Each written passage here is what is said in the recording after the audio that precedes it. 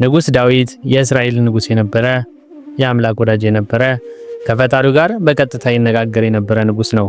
ከስሙ ስንነሳ ዳዊት ማለት ህሩይ ማለት ሲሆን ልብ አምላክ እንደማለት ነው። የዳዊት ዘር ከይሁዳ ነገድ ሲሆን አባቱ ኢሴይ እናቱ ደግሞ ሁብሊ ትባላለች። የንጉስ ዳዊት ጽንሰት አስገራሚ ነው። እናቱ መልከ መልካም ሴት ስለነበረች ጎረቤቷ የነበረ አንድ ሰው ይመኛት ነበረ። በዚህም እሷም ጎረቤቷን መመኘቷን ባለቤቷ ኢሴይ ሲያውቅ ከቤት ወጥቶ ሄደ። ነገር ግን ልብሱን ቀይሮ ማንነቱን ለውጦ ተመልሶ ወደ ቤት በመግምጣት የጎረቤቱን ሰው ድምጽ በማስመሰል ወደ እርሷ ገብቶ አብሯት አድሮ ጠዋት ይሄዳል። እሷም አብሯት የተኛው ጎረቤቷ ውሽሟ መስሏት ነበረ። ዳዊትም በዚህ ጊዜ ነበር የተጸነሰው። በአመፃ ተጸነስኩ ብሎ መናገሩ ለዚሁ ነበረ።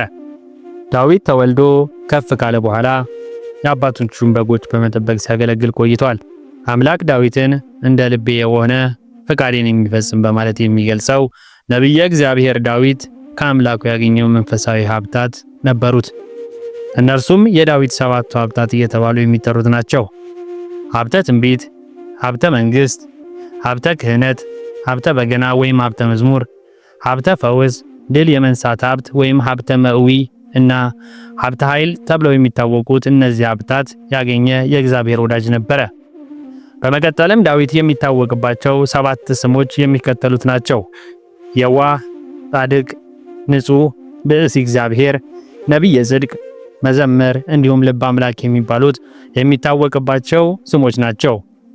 ዳዊት ከልጅነቱ ጀምሮ የመንፈስ ቅዱስ ጸጋ ያደረበት ሰው ነበረ። ከዚህም የሚጠብቃቸው መንጎች ከአውሬ አስበልጦ አያውቅም። አውሬዎቹን ታግሎ የማሸነፍ የመንፈስ ቅዱስ ስጦታ ነበረው። በዚህም ታማኝነቱ ለእስራኤል ጠባቂነት በእግዚአብሔር እንዲመረጥ አድርጎታል። የእስራኤል የመጀመሪያው ንጉስ የነበረው ሳኦል በተለያየ ጊዜ ከአምላክ መንገድ ማፈንገጥ በመጀመሩ ታዛዥ ሳይሆን ቀረ። ፈጣሪም ሳኦልን ከዙፋኑ አስነስቶታል። ከሳኦል በኋላ ዳዊት የነገሰ ሲሆን አምላክ ከእርሱ ጋር ቃል ኪዳንን አድርጓል። ሳምሶን ከሞተ በኋላ ሳሙኤል በእስራኤል ላይ ነቢይና መስፍን ሆኖ ያገለግል ነበረ። እስራኤላውያን እንደ ሌሎች ህዝቦች ሰብአዊ ንጉስ እንዲኖራቸው እንደሚፈልጉ በተደጋጋሚ ጊዜ ሳሙኤልን ይጠይቁት ነበረ። ይህም ጥያቄ ለፈጣሪ የማይመች ቢሆንም የፈለጉትን እንዲያደርግላቸው ለሳሙኤል ነገረው። አምላክ ሳኦል የሚባል ትሑት ሰው ንጉስ እንዲሆን መረጠ። ይሁንና ከጊዜ በኋላ ንጉስ ሳኦል ትዕቢተኛ እንዲሁም የፈጣሪን መመሪያ የማይጠብቅና የማይታዘዝ ሆነ። አምላክም ሳኦልን ንጉስ እንዳይሆን የናቀው ሲሆን በምትኩ ዳዊት የሚባል ወጣት እንዲቀባ ለሳሙኤል ነገረው። ይሁንና ዳዊት ንጉስ ሆኖ መግዛት ከመጀመሩ በፊት ዓመታት አልፈዋል። ዳዊት ገና የ10ዎቹ ዕድሜ ውስጥ በነበረበት ጊዜ በሳኦል ሰራዊት ውስጥ ያገለግሉ የነበሩት ወንድሞቹን ለመጠየቅ ሄደ። በዚያ ወቅት ከእስራኤላውያን ጠላቶች መካከል ጎልያድ የሚባል አንድ ግዙፍ ጦረኛ በተደጋጋሚ የወጣ ህዝቡንና አምላካቸውን ይገዳደር የነበረ ሲሆን መላው የእስራኤል ሰራዊት በፍርሃት ተውጦ ነበረ። ግዙፍ ሰው እስራኤላውያንን በመገዳደር በውጊያ የሚገጥመው ሰው እንዲልኩለት መጠየቁን ዳዊት ሲሰማ በሁኔታው በመቆጣት ከእርሱ ጋር ለመዋጋት ይስማማል። ይህ ወጣት ቁመቱ ወደ 3 ሜትር የሚጠጋውን ባላንጣውን ለመግጠም የሄደው ወንጭፍና ጥቂት ድንጋዮችን ብቻ ይዞ ነበረ። ጎልያድ ይህንን ሲያይ አሾፈበት፣ ሳቀበት፣ ናቀው። ነገር ግን ዳዊት የሚዋጋው በእግዚአብሔር አምላክ ስም በመሆኑ ከጎልያድ የተሻለ ትጥቅ እንዳለው ተናገረ። ዳዊት አንዲት ድንጋይ በወንጭፍ ጎልያድን ግንባሩን በመምታት ከገደለው በኋላ የዚህን ግዙፍ ሰው ሰይፍ መዞ ራሱን ቆረጠው። የፍልስጤማውያንን ሰራዊት ይህንን ሲመለከቱ በድንጋጤ ሸሹ። ጎልያድ 6 ክንድ ወይም 3 ሜትር የሚረዝም ሰው ነበርና። ዳዊት ጎልያድን ከገደለው በኋላ ንጉስ ሳኦል ዳዊትን የሰራዊቱ መሪ አድርጎት ነበር። ከዚያም በኋላ ዳዊት ብዙ ጦርነቶችን አሸነፈ። እስራኤላውያንን በጣም ወደዱት። ዳዊት ከጦርነት በሚመለስበት ወቅት ሴቶች ሳኦል ሺዎችን ገደለ፣ ዳዊት ደግሞ 10 ሺዎችን ገደለ ብለው እየዘፈኑና እየጨፈሩ ይቀበሉትም ነበር። በዚህም ሳኦል በዳዊት ይቀና ጀመረ። በዚህም የተነሳ ሊገድለው ፈለገ። ዳዊት በገና ሲጫወትለት ጎበዝ ነበር። አንድ ቀን ዳዊት ለሳኦል በገና እየተጫወተለት ሳለ ንጉሱ በዳዊት ላይ ጦሩን ወረወረበት። ሆኖም ዳዊት ጎንበስ ሲል ጦሩ በግድግዳው ላይ ተሰካ። ከዚያ በኋላም ሳኦል በተደጋጋሚ ዳዊትን ለመግደል ሞክሯል። በመጨረሻም ዳዊት ሸሽቶ በረሃ ውስጥ ተደበቀ። ሳኦል 3000 ወታደሮችን ይዞ ዳዊትን ፍለጋ ሄደ። ከዚያም አንድ ዋሻ ውስጥ ገባ። እንደ አጋጣሚ ሆኖ ዳዊትና አብረው የነበሩት ሰዎች የተደበቁበት እዚህ ዋሻ ውስጥ ነበረ። ከዳዊት ጋር የነበሩት ሰዎች ሳኦልን ለመግደል ከዚህ የተሻለ አጋጣሚ አታገኝም በማለት ዳዊትን አደፋፈሩት።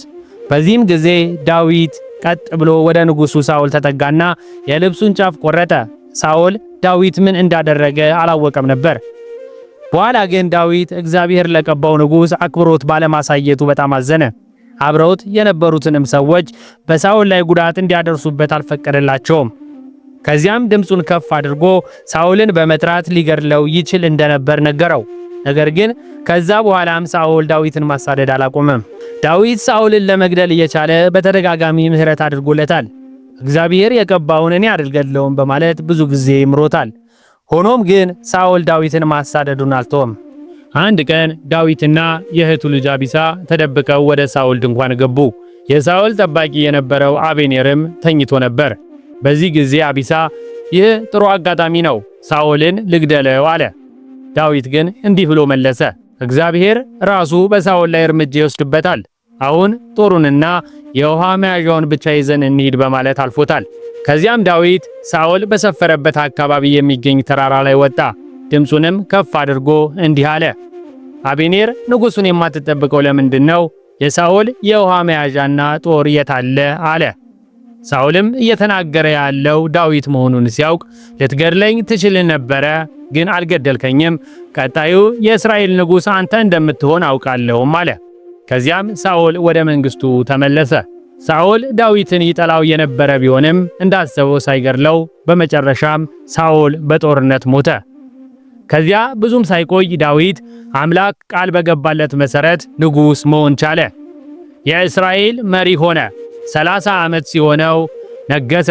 ለ7 ዓመታትም በኬብሮን ለ33 ዓመታትም በኢየሩሳሌም ሕዝበ እግዚአብሔርን ሲጠብቀው ኖሯል።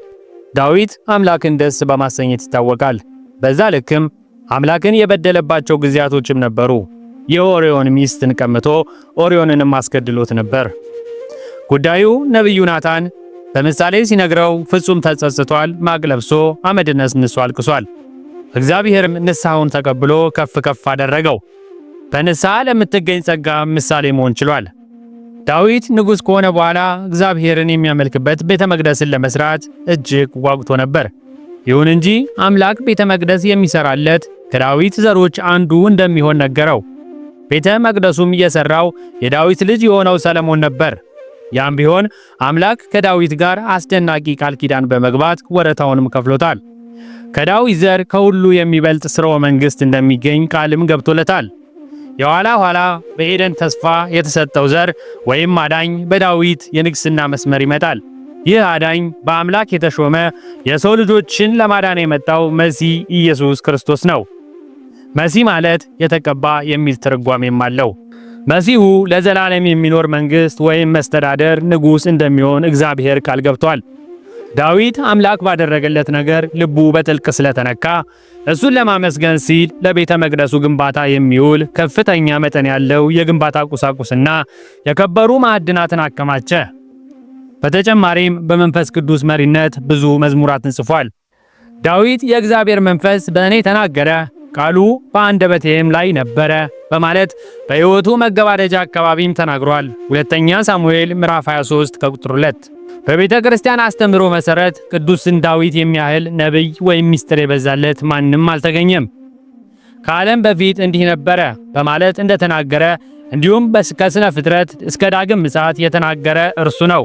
ስለ መላእክት፣ ስለ ነቢያት፣ ስለ ሰማዕታት፣ ስለ ጻድቃናት፣ ስለ ሰማዕታት፣ ስለ ደናግልና መነኮሳት ሁሉ የተናገረው ቅዱስ ዳዊት ነበረ። ስለ ድንግል ማርያም፣ ስለ ጌታችን መድኃኒታችን ኢየሱስ ክርስቶስም አምልቶ አስፍቶ ተናግሯል። ቅዱሱ ነቢዩና ንጉሥ በጣም የሚታወቀው ግን በዝማሬ ነው። ለራሱ ባለ 10 አውታር ባለው ለመዘምራን ደግሞ ባለ 8 አውታር በገናን አዘጋጅቶ ፈጣሪውን የሚያመሰግን ነበር። 24 ሰዓት ሙሉ ስብሐተ እግዚአብሔር እንዳይቋረጥ 288 መዘምራንን በአሳፍ መሪነት መድቦ ነበር። ዳዊትም በፍጹም ተመስጦ ማር ማር እያለው እግዚአብሔርን ያመሰግነው ነበር። ንጉሥ ዳዊት የእግዚአብሔርን ታቦት ከአሚናዳብ ቤት ወደ ዳዊት ከተማ ሲያመጣ ከብዙ ሕዝብ ጋር ሆኖ ነበር። ታቦቱንም በሚያመጡበት ጊዜ በደስታ እየዘመሩ ነበር። ዳዊትና የእስራኤል ቤት ሁሉ በቅኔና በበገና በመሰንቆም በከበሮና በነጋሪት በጸናጽልም በእግዚአብሔር ፊት በሙሉ ኃይላቸው ይጫወቱ ነበር። ንጉሥ ዳዊት እግዚአብሔር ኦዛንን እንደቀሰፈ ባየ ጊዜ የእግዚአብሔርን ታቦት ወደ እኔ ይመጣ ዘንድ እንዴት ይሆናል በማለት ታቦቱን በአቢዳራ ቤት አገባው። በአቢዳራ ቤትም 3 ወር ያህል ተቀመጠ። ከጊዜ በኋላ ንጉሥ ዳዊት የአቢዳራ ቤት መባረኩን ሲሰማ ታቦቱን ወደ ዳዊት ከተማ እንዲመጣ አደረገ። ዳዊትና የእስራኤል ቤት ሁሉ ሆ እያሉ ቀንደ መለከትንም እየነፉ የእግዚአብሔርን ታቦት አመጡ። በዚህ ጊዜ ዳዊትም በሙሉ ኃይሉ በእግዚአብሔር ፊት ይዘፍን ነበር። ዳዊትም የበፍታ ኤፉድ ለብሶ ነበር። የእግዚአብሔር ታቦት ወደ ዳዊት ከተማ በገባ ጊዜ የሳኦል ልጅ ሜልኮል በመስኮት ሆና ተመለከተችው። ንጉሡም ዳዊት በእግዚአብሔር ፊት ሲዘልልና ሲዘፍን አየች፣ በልቧም ናቀችው። በዚህ ጊዜ ዳዊት ራቁቱን ሆኖ ነበር። በደስታ ሲዘል የነበረው ንጉሥ ዳዊት ለክብሩ ሳይጨነቅ እርቃኑን ሆኖ እየዘለለ ለእግዚአብሔር ታቦት ደስታውን ሲገልጽ ያየችው የሳኦል ልጅ ሜልኮል ዳዊትን ለመቀበል ወጣችና ምናምንቴዎች እርቃናቸውን እንደሚገለጡ የእስራኤል ንጉሥ በባሪያዎቹ ቆነጃጅቶች ፊት እርቃኑን በመገለጡ ምንኛ የተከበረ ነው አለችው። ይህም የንቀት ጥያቄ ነበረ። ዳዊትም ሜልኮልን መልሶ በእግዚአብሔር ፊት ዘፍኛለሁ፣ በእግዚአብሔር ሕዝብ በእስራኤል ላይ አለቃ እሆን ዘንድ ከአባትሽ ከቤቱ ሁሉ ይልቅ የመረጠኝ እግዚአብሔር የተባረከ ይሁን። ስለዚህ በእግዚአብሔር ፊት እጫወታለሁ። አሁንም ከሆንኩት ይልቅ የተናቅሁ ሆናለሁ፣ በዓይንሽም እዋረዳለሁ። ነገር ግን በተናገርሽው ቆነጃጅቶች ዘንድ እከበራለሁ አላት። የሳኦል ልጅ ሜልኮልም እስከ ሞተችበት ቀን ድረስ ልጅ አልወለደችም ነበር። የዳዊት መዝሙር ለአጋንንት ትልቅ ጠላት ነው። ቅዱሳን መላእክትም በዳዊት መዝሙር ይዘምራሉ፣ የሚደንቀውም እርሱ ነው። ከዚህ በኋላ ዳዊት በ70 ዓመቱ እስከ ሞተበት ጊዜ ድረስ በእስራኤላውያኖች ላይ ንጉሥ ሆኖ ገዝቷል። ውድ የምስባክ ቲቪ ቤተሰቦች የዛሬው ቪዲዮ ይህን ይመስል ነበር። ቪዲዮውን ከወደዳችሁት ላይክ ማድረጋችሁን አትርሱ። እንዲሁም ያላችሁን ማንኛውም ሐሳብ አስተያየት በኮሜንት መስጫው ስር አስቀምጡልኝ። ለዚህ ቻናል አዲስ የሆናችሁ ደግሞ ሰብስክራይብ በማድረግ እንዲሁም የደወል ምልክቷን ኦል ላይ በማድረግ አዳዲስ ቪዲዮዎች ሲለቀቁ በፍጥነት እንዲደርሳችሁ ማድረግ ትችላላችሁ። በቀጣይ ቪዲዮ እስክንገናኝ ድረስ መልካም ጊዜ ይሁንላችሁ።